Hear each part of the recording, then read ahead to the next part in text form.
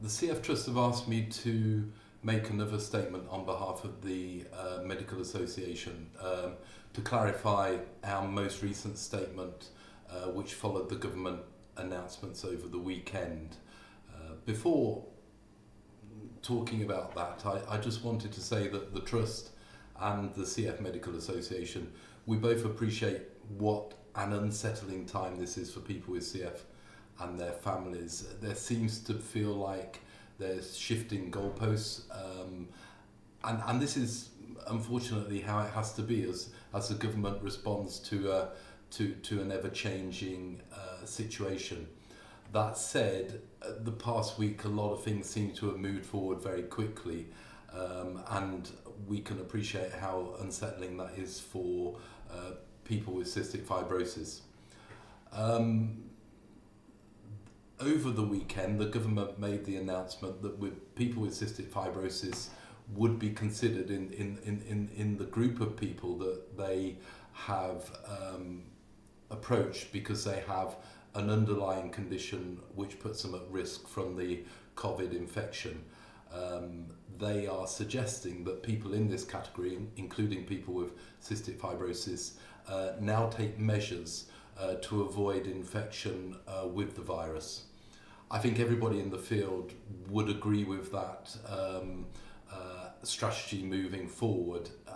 We don't know the impact of this virus on people with CF at this point in time. We do not have enough information to know. So the safest approach, given the spread of the virus in the UK and in other parts of the world, is to adopt self-isolation, and what the government are now calling shielding, which is quite a significant form of self-isolation.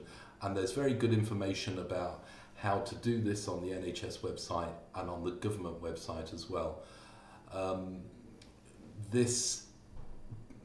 The aim of this approach is to reduce social contacts.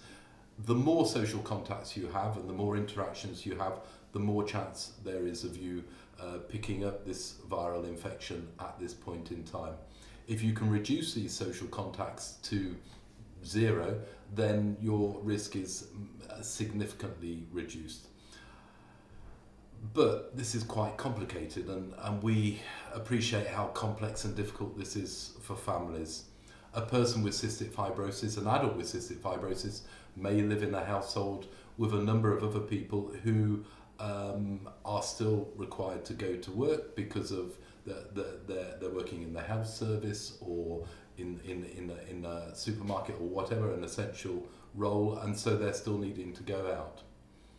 In those cases, it's extremely important that those people are taking measures to social distance themselves during their day, so that when they come back into the household, they're not then posing a risk to the person with cystic fibrosis. And we appreciate how difficult that is to do. It's particularly difficult for all people who have children at the moment, but particularly if you are caring for a young child with cystic fibrosis, and you may even have other children in your family unit, and that's quite complex. And it might be that one parent stays at home in a shielding situation and the other parent is still required to go out to work, and again this makes things very complex. Certainly the government have been very strong, and the health sector has been very strong, that anybody that can work at home should be working at home, and if if that's not possible, then the company or the organisation that the person's working for should make the arrangements for them to be able to work in a safe environment.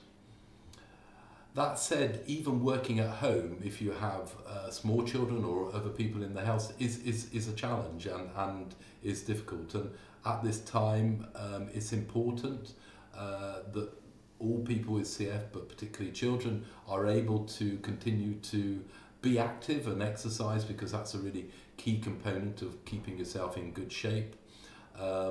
There are some good links on the CF Trust website to resources that you can use, web resources.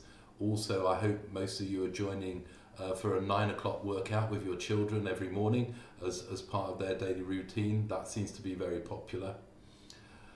And looking after yourself generally is really important during this time. Nutrition is a concern to many, particularly with some of the issues around shopping, and the CF Trusts are approaching the government to highlight this and to try to arrange for circumstances where food deliveries can occur and people with cystic fibrosis are able to access the food and the nutrition that they require.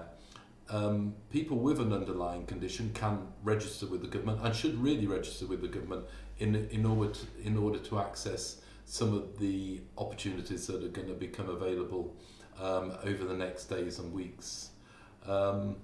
So it's a difficult time.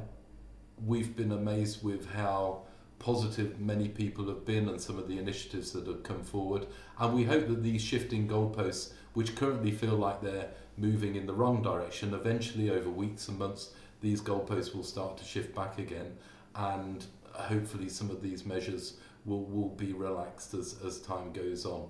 At the moment though, it's important that everybody keeps themselves as protected as possible. Thank you very much.